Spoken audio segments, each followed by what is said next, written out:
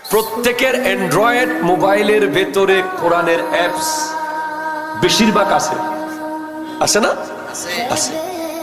এরপর আপনি আন্দরকিল্লা যান, বাংলা বাজার যান, কোরআনের বাংলা অনুবাদ আপনি অ্যাভেলেবেল পাবেন বিভিন্ন কোম্পানির, বিভিন্ন রাইটারের। কিন্তু এই অনুবাদের ভিতর দিয়ে যে আমাদের গোটা ঈমান বরবাদ হয়ে যাচ্ছে, এটা আপনি কোনোদিন বুঝতে পারবেন না। এটা বোঝার জন্য কোরআন হাদিসের গভীর জ্ঞান লাগবে। সুবহানাল্লাহ, একটু জোরে বলেন না রে ভাই, সুবহানাল্লাহ। গভীর জ্ঞান। কোরআনুল কারীমে আয়াতে মুতাশাবিহাত আছে, হুরুফে মুকাত্তাআত আছে, যেগুলো সম্পর্কে গবেষণা করা, তলব করা, তাআম্মুল করা, ইস্তিফসার করা নিষেধ। এটাকে মুতাশাবি বলা হয়।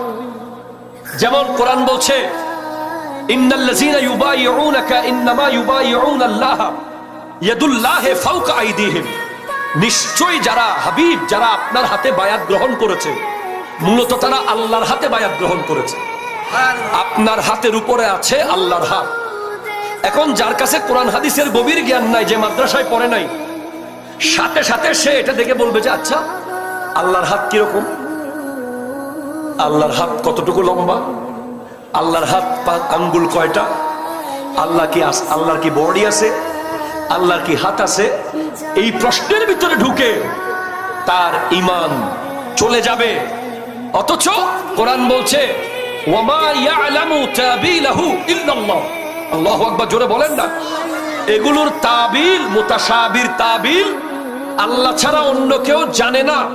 আমাদের মাযহাবের ইমাম আবু হানিফা রাহমাতুল্লাহ আলাইহি বলছেন ওয়ামা ইয়ালামু তাবিলাহু বিদুনিল ওয়াহি ইল্লাল্লাহ। এগুলো তাবিল ওহী ছাড়া কেউ জানে না। তার মানে আল্লাহও জানে, রাসূলও জানে। জোরে বলেন সুবহানাল্লাহ।